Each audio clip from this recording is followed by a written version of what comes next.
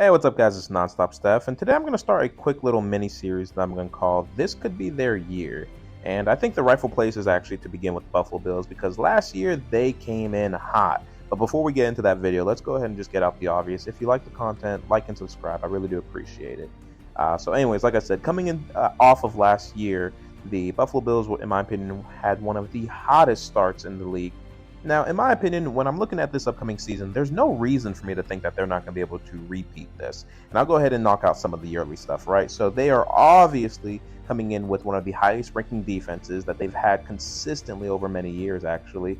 So there's no reason to think that that's going to all of a sudden fall off. Now, they lost Tremaine Edmonds there in the offseason. And I'll be honest, in a salary cap league, paying any player $72 million over any extent of time is still a lot of money. It's hard to cap your team off like that. So I do think that, yes, losing him, I'm not going to say that, it's not that big of a deal. But when you have that money now freed up where you can spread it out amongst other players, you might be able to really have a stronger overall team rather than a strong position. You know what I mean? So I do think that they're going to do better now that they don't have Tremaine Edmonds, which, might seem hard to believe, but there's no reason for me to think, again, with this top tier defense consistently that they're not going to be able to figure it out. You know what I mean? Then you look at their offense. One of the best offenses within the NFL this past year. You look at JoshAllen, who actually threw for the second most touchdowns this past year, tied with Joe Burrow. You look at what they're able to do with running the rock. Obviously, all the different threats that they have there in the backfield at the running back position. But more importantly, the dual threat that JoshAllen is how much they can actually game plan around what he's capable of doing. He's got legs that outside of Lamar Jackson, almost any other quarterback in the league would want. I guess you'd also throw Justin Fields in there, but you get the point. He's obviously one of the best running quarterbacks that we have, and it's primarily because I don't think he's scared of that contact.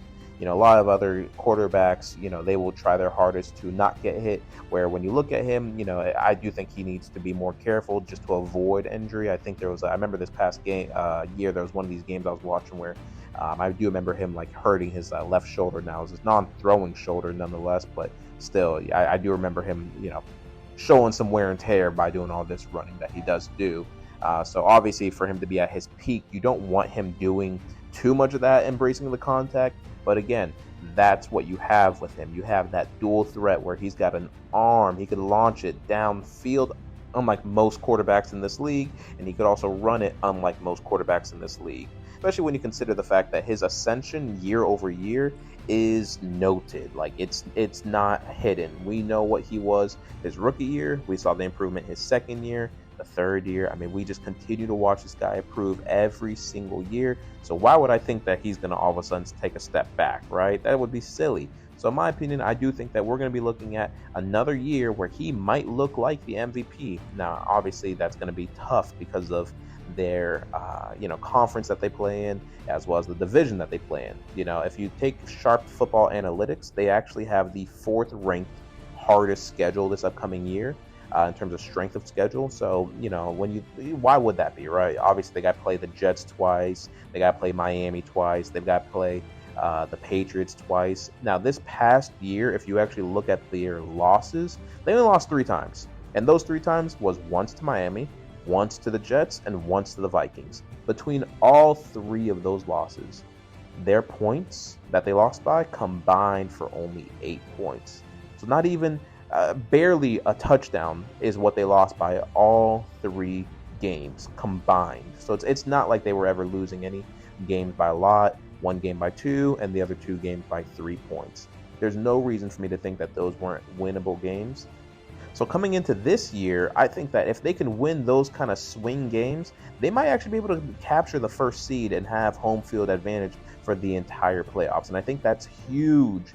When you look at when they lost to the Chiefs a couple years back, that iconic ending, that was just what did they say, 25 points in 2 minutes of play or something like that. That iconic game that we all will remember.